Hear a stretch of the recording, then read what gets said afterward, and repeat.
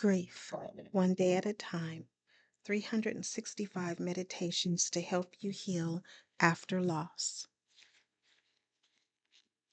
by Alan D. Wolfett, PhD. July 15. Man never made any material as resilient as the human spirit. Bernard Williams. Since the death, we may have been encouraged to bounce back, move past it, or get over it. But we know now that's not how grief works. Grief takes time and energy. It's a slog of hard, painful work. How ridiculous to think that the death of a loved one is something we could ever simply and quickly get over.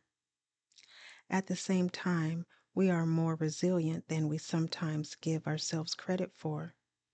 If we mourn actively and thoroughly for as long as we need to, we will bounce back.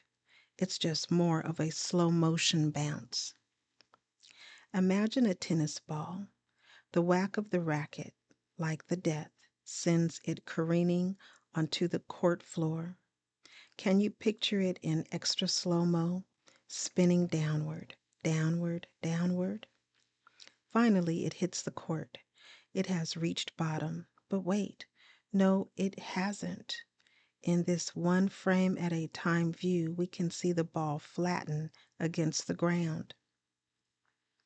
The impact crushes it. Only after plummeting and being almost destroyed does it begin to regain its form and gather the momentum to slowly, slowly, slowly bounce skyward again. The meditation reads, I am crushed, but I also have faith in my resilience. July 16. It has been a terrible, horrible, no good, very bad day. My mom says some days are like that. A quote by Judith Viorst. Some days in grief are just plain bad. We feel sad, hopeless, afraid, or alone. We can't seem to escape the despair even for a few minutes. Then sometimes even more bad things happen, compounding grief upon grief. We can always try venting about our bad days to someone who cares about us. We can also try writing in a journal, meditating, or attending a support group. All of these activities can help, but some days nothing seems to break through the clouds. When we are grief overloaded or grief sodden, sometimes the best thing to do is call it a day. We can turn off our phones, put on our pajamas, and crawl into bed. If we're not sleepy, we can do something that reliably distracts us, such as binge watching TV, losing ourselves in a novel, or taking a long bath.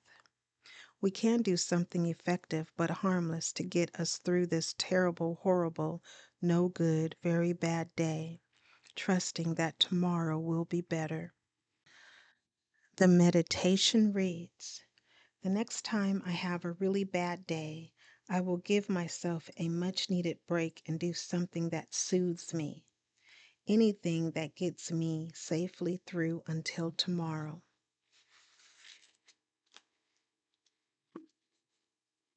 July 17th.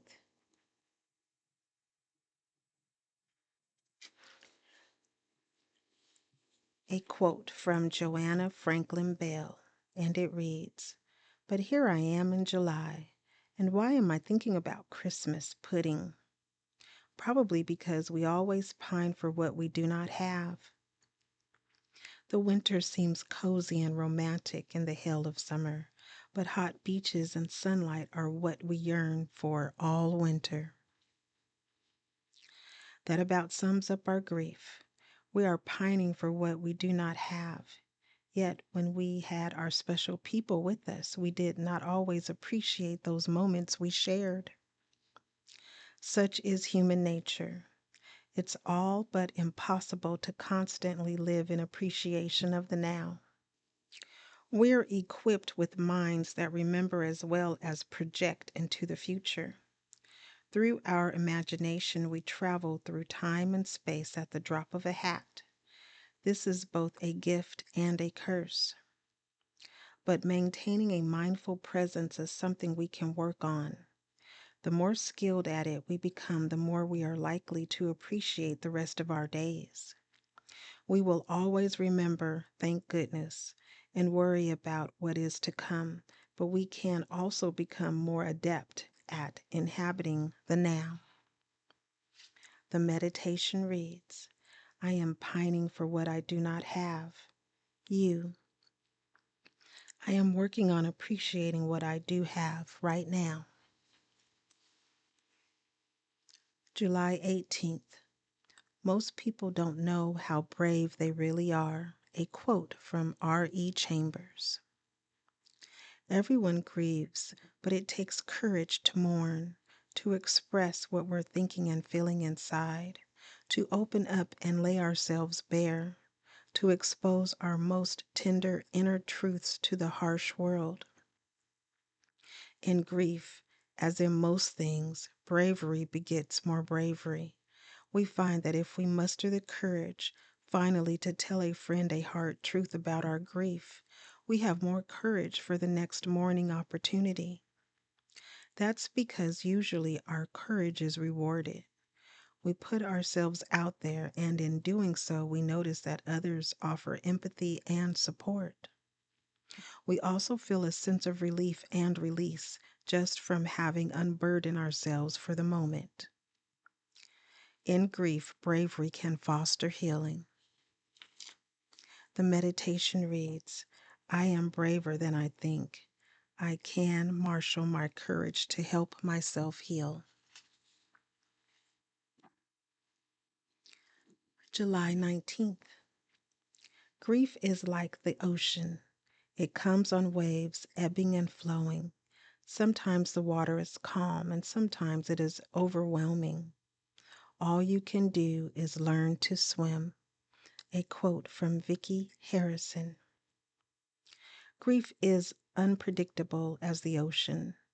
It is also as vast and as deep and as powerful. We cannot fight it or control it. We can only surrender to it. When we learn to swim in our grief, we adjust our speed and direction based on the current conditions. We can only go where the waves allow us to go. Sometimes we go nowhere. On those days, all we can do is float and survive. Just as we respect the ocean, we will respect our grief. The meditation reads, I will swim in the ocean of my grief, allowing it to determine my path and speed. July 20th. In the midst of winter, I found there was within me an invincible summer, and that makes me happy, for it says that no matter how hard the world pushes against me, within me there's something stronger, something better pushing right back. A quote from Albert Camus. I too believe that there is something invincible within all of us. It is our soul, lit by our divine spark. Our divine sparks are the embers of meaning and purpose that live within us. We were born, therefore we live, therefore we have a right and reason to be here. Our grief naturally subdues our divine sparks, but they still glimmer deep down inside. We just have to find and feed the flame, though that's not easy to do sometimes. We descend into our grief so that, like the phoenix, we can rise and transcend.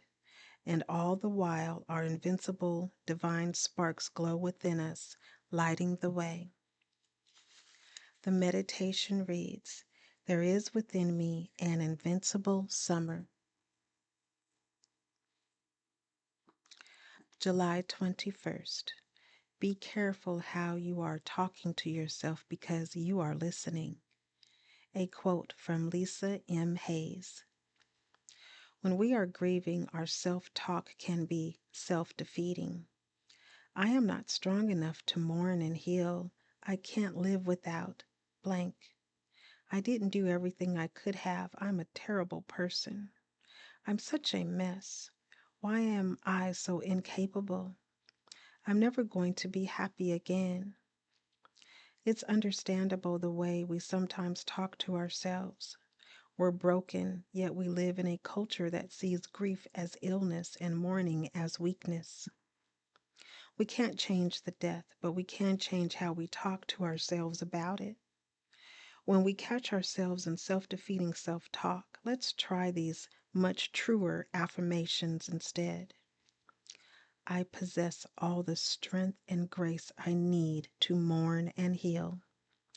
I can live without blank, though I will always miss him or her. To be human is to make mistakes. I am a glorious expression of humanity. I'm grieving, and grieving is messy, but also good. I will do my grief work so that I can be happy again.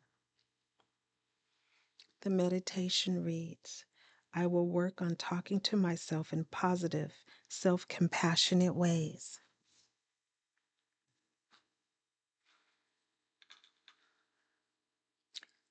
Please share, subscribe, like,